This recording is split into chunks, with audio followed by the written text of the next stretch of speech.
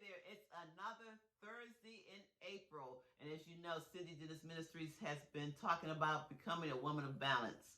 In the previous weeks, I've talked about longing to hear the voice of God, making stress work for you, finding confidence. And this week, the fourth Thursday, I'll be talking about the joy of being content. Who am I? I'm Pat Dinkins with Cindy Dennis Ministries.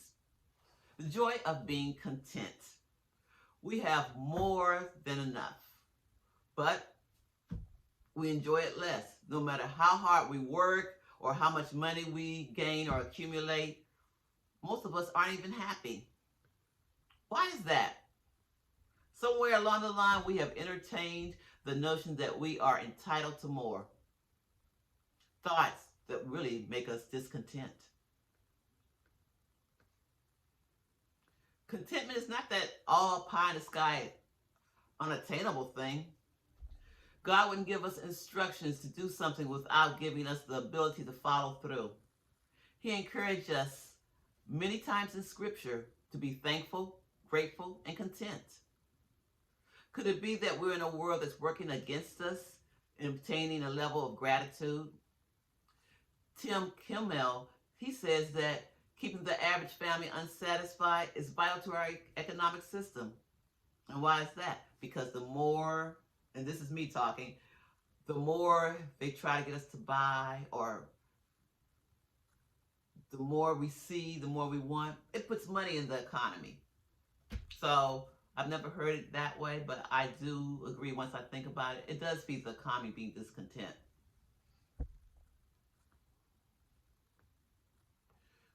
A gentleman by the name of H. Norman Wright, he states in his writing, Simplify Your Life, that we have ad campaigns telling us how we need more stuff to make us happy. We need ad campaigns. That's what we need. We need ad campaigns against those ad campaigns so that we can tell them that we don't believe in what they're saying. How can we constructively fight these messages? That's a thought. Not a thought, but something for us to think about. Everywhere we turn, we see signs that encourage us to strive for more. Is it possible that needs are unmet, yet be content? Let's take a look at teaching point number 1. Contentment is a choice. And we're not the first people to suffer or struggle with contentment. We can look at the Bible. Matter of fact, we can go back to the first book in the Bible, Genesis, and take a look at Adam and Eve. They had everything, folks, everything. But were they content? No, they weren't content. Matter of fact, they was so discontented and messed up the whole world. Now, take a look at Exodus, chapter 16, verses 11 through 18. Take a look at the Israelites. They were in the wilderness 40 years. God provided for them. But they didn't want what God had given them. They wanted to offer off the menu. Order off the menu. Offer off the menu. Order off the menu. All through Scripture, we see that there are people that were not content. And God addressed this very issue in His commandments. He tells us we are to refrain from coveting, wanting what others have. In Philippians chapter 4, verses 11 through 13, Paul chooses to be content. That would be less challenging for us if we knew that what Paul's choices of food, lodging, and ministry were. But that's not the case. And read 2 Corinthians chapter 12, verse 10. Here, Paul explains that even in undesirable surroundings, he was content. How could he be so content in adverse conditions? Why are people on the other side of the world, third world countries, they're more content than we are here in the United States? And we have so much. They have so little, but they're happier than we are. They're more content than we are.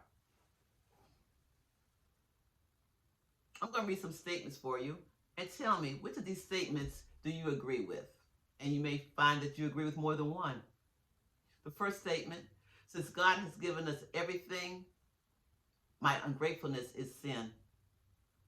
Contentment is attainable, but only with God's help. There's nothing wrong with comparisons if we don't become envious. And the fourth statement, how having fewer things will make me godly. Why did you choose the statement that you chose? Teaching point number 2. Comparisons ruin contentment. Take a look at 2 Samuel chapter 11, verses 2 through 4. And here we see that David coveted what was not his. Whenever we decide to sin, it starts in our mind. Pride tells us that we deserve whatever we are coveting. And did you know another word for coveting is lusting? And lusting does not necessarily solely attach to sex. Lusting can be food, things, positions, and even spiritual gifts or ministries. You may know someone who can sing the roof off the church with their voice. And you're saying, wow, I wish I could sing like that.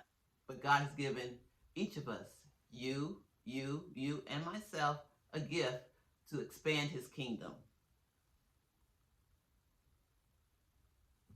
Now, let's look at John 21st chapter, verses 17 through 22. And here we see that Peter wanted to know if John would suffer too. And what Jesus did, he rebuked Peter, basically telling him to concentrate on his own obedience and not to worry about John. Basically, Jesus was telling him, mind your own business. Contentment is difficult when we are looking around making comparisons. There is no winning with comparisons. And if we see someone who possesses more than we do, we are tempted to feel envious of that person. But on the other hand, if we see someone that possesses less than we have, we are tempted to feel superior to that person. A lady by the name of Nancy Beach in her article called Seeing Green, and you'll find this article under the Confident Woman Workshop under the File tab. In her article, Seeing Green, I'll reiterate, Nancy Beach says, envy occurs when you compare yourself with someone else, and in that comparison, you begin to feel deprived or lacking. Name some of the times when you felt lacking in your life. How did you respond? Beach also explains that envy devalues our self-worth and our uniqueness of God's creation. It's gradually will distance us from him and others as well. How does this occur? Share a time in your life when you felt distant from God as a result of your envy or your covetousness. What did you do to rectify this situation? Teaching point number 3. Greed is the opposite of contentment. John D. Rockefeller, all the money he had, someone asked him, what would it take to make you happy? And his response was, just a little bit more money. In the children's story, The Fisherman's Wife, it portrays a lack of contentment. A fisherman caught a magic fish and he was granted 3 wishes. And when he shared this experience with his wife, she told him that she wanted a larger house. So the husband complied, wished for a larger house. They were given a larger house. But shortly after that, the wife wanted an even larger house. This story captures the dark, green-eyed monster that's in each of us. Greed. We just want more and more and more. Now, I'm going to put a pin here and say, personally for me, I don't think it's wrong to want more because we know that God came that we may have an abundant life. But in the meantime, we need to be content with what we have.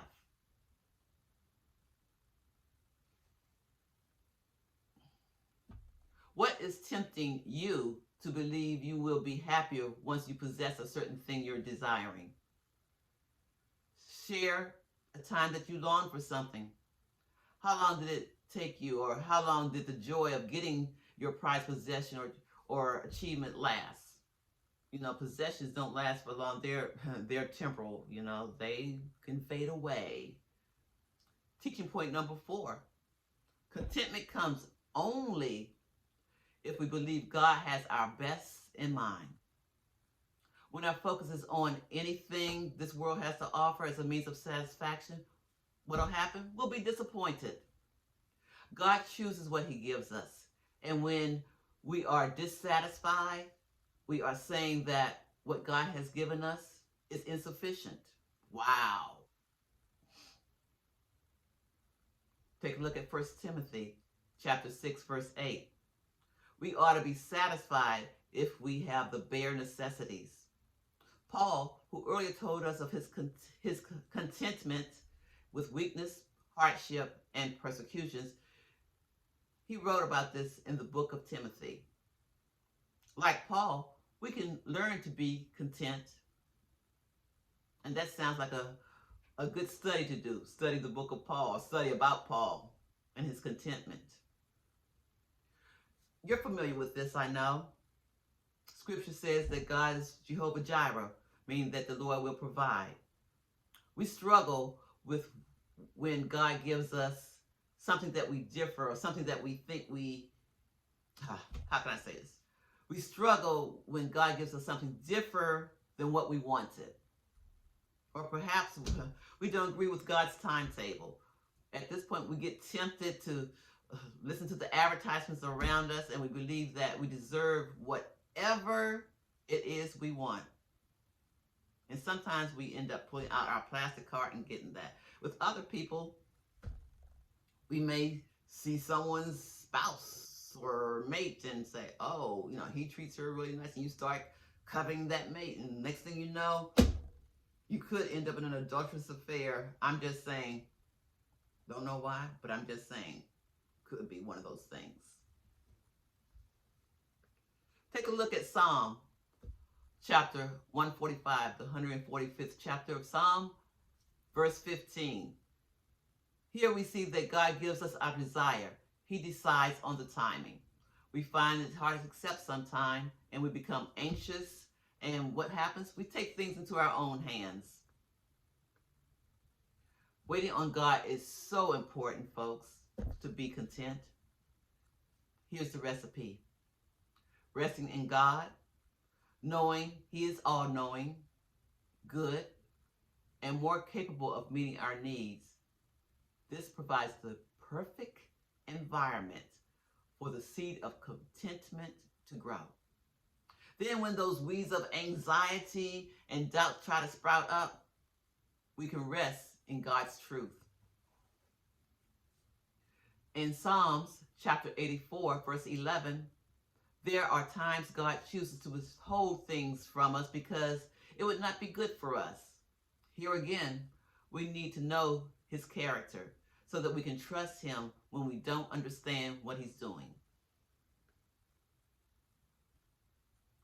What can you do to help you focus on God's goodness the next time you are waiting? How will that help you in your spiritual walk? Give an example of a time in your life when you were patient. What were you waiting for? Was it worth the wait? Tony Evans states in his book, Get Serious, that one of the tragedies today is that we don't have enough Christians who know how to give thanks for what they already have. He goes on to say, you may not have much, but if you have a compassionate Christ who can get to all-powerful Father, you have everything you need. God is the creator of the universe, as you know. He made each of us, and he put us here on earth, as you know. He promised to take care of us and meet our every need. The all-sufficient one listens as we pour out our requests, and he answers lovingly in his own time and in his own way. When we agree, we thank God. And when we disagree, we get quiet. And then again, when we have another need, we know where to go. We go to God. The longer we get to know him, the more we will trust him. And the no's in life, the N-O, no's in life, will become easier to hear. And of course, none of us like to hear no. But we love the one who speaks it. Contentment is the result of a mature life. It isn't a matter of getting what you want, but instead wanting what you get. And the more we practice it, the easier it will become. Gratefulness, thankfulness, and contentment will emanate in us as we become more like Jesus. Last question. What tangible things can we do to promote an attitude in our hearts? Share something that has helped you to promote an attitude of gratitude in your hearts. Thank you for attending this final session on becoming a woman of balance. Join us next Thursday for our Zoom call or virtual Zoom meeting. And we come together and discuss what it takes to become a woman of balance. Tell your sister, aunt, mama and them, sister, girlfriend, tell everybody to join us next Thursday. The link will be posted earlier next week. And keep a lookout for that Zoom link. And I hope to see you online. It'd be great to see your faces. Again, I'm Pat Jenkins with Cindy Dennis Ministries. Thank you for joining me in the month of April.